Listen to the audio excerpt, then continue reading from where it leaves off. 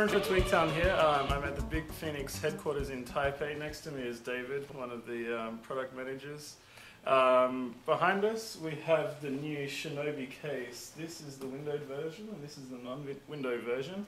So let's have a look inside, and we'll have a look inside this box, and then we'll have a look at the cases and see what they're all about. Okay, David, tell us about your new cases you've got here. Absolutely. Shinobi, BitFenix Shinobi, 2 versions. Here we have the Shinobi Window, selling for $69. That's the Shinobi, regular Shinobi, selling for $59. They are a little bit different bundles. I'll run you through the differences, but let's start with Shinobi Window. You can take a look at the externals first. This is the way both versions look. Nice soft touch coating, long mesh strips, both on top and on the front. They help with the cooling. They also look nice. And of course, here, smack in the middle on the top, big exhaust for 2 140mm fans. And speaking of fans, in the front you can also put 2 120mm fans. There's another 120 in the bottom and in the rear. Now, of course, on the window version, we already opened this one up, so it's flapping around a little. The window version, you can put another 120mm fan, or probably where you want to put your graphics cards, so that's going to help with a little bit of extra cool air on that area. Finishing up the top, like I said, soft touch everywhere. It's nice to touch. You have 4 USB 2.0, audio, the necessary LEDs to see what's going on with your computer, power button, and tiny little reset button in case you need that. We also have a BitFenix logo on the front. Yay. Now, opening up, we can open this window version here. There you go. Window is tinted. Gives it a little bit of a nicer look than just clear acrylic. And inside, I don't know how your light is here, camera. Should I put it down? We look okay. It looks good. On window version, you have all tool-free, or the ODD base is really easy to use. You just squeeze with your fingers, pull it out, and you have the little metal pins here. Oh, it's really easy, yeah. Keep the drive in place, so you slide in the drive, and there you go, ready to use. Simple. Very simple. For hard drives, also very simple. You lift out more metal pins that go into the drive. There are on the other side as well. And put it back, screw, and there you go. All set. We're going with all black cables inside nowadays. We just think it looks nicer. The rest of the case is black everywhere, so why not go all the way, right? Matches pretty well.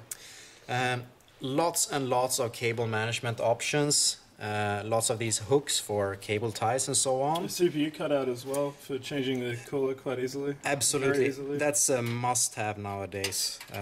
People who tinker and play around a lot, you don't want to remove your motherboard every time. No. Now, something to mention about Shinobi, usually in cases of this size, this is pretty much standard mid-tower size, but we have managed to put quite a lot of room behind the motherboard tray. There is around, I think it's more than 2 centimeters of room, so there's plenty of space to hide that really fat 24-pin ATX cable. Yeah. PCI slots. This time around we go for all thumb screws on the PCI slots. It just provides better strength for those really heavy cards. You already have quite sufficient length for long cards, but the way we have rotated the hard drive cage here, actually I don't even know how long the 6990 is gonna be. They haven't released the dimensions yet. Some specs have leaked, but not dimensions. Yeah.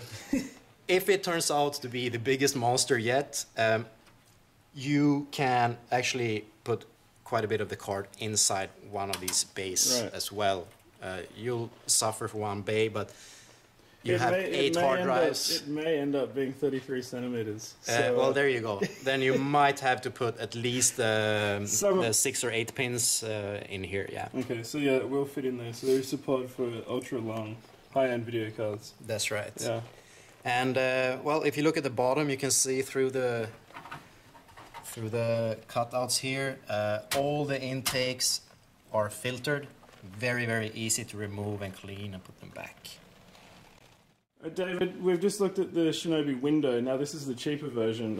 I understand there's some differences between the two cases. Can you just run over them for us, please? Small differences. It's mainly on the bundle part, which accessories you get with it. It's the same body. It's the same reinforced body. See if we can get a shot of that. But we put in some extra strengthening structure. Well, first of all, solid side panel, right? No window on this one. And as you can see, also no tool free. Instead, you get a big bag full of thumb screws, which are also easy to use, and you don't need to use tools. So that's the major difference. Also, the fan bundle is different. The window version, you get both a front 12 centimeter fan and a rear 12 centimeter fan included. On this slightly cheaper version, you only get the rear fan included. But as you can see, like I already told you, there is plenty and plenty of upgrade options here. Those are the only real differences. Both versions we put in at production, we put in these kind of special motherboard standoffs. This is such a small detail, people usually don't even notice it, but they have a small shoulder that sticks out a little bit. You know how you put in a motherboard and the rear I/O plate, it's kind of flexes, pushes your motherboard back into the case, so you have to hold it down and then try to screw with your other hand. You don't need to do that here. They're held in place even before you start screwing. Tiny, tiny detail, but we like to do it. That's included on all our cases, by the way. What else? Yeah, same PCI layout. It's the same body. And yeah, Shinobi, this one, and Shinobi Window. Thank you very much for watching.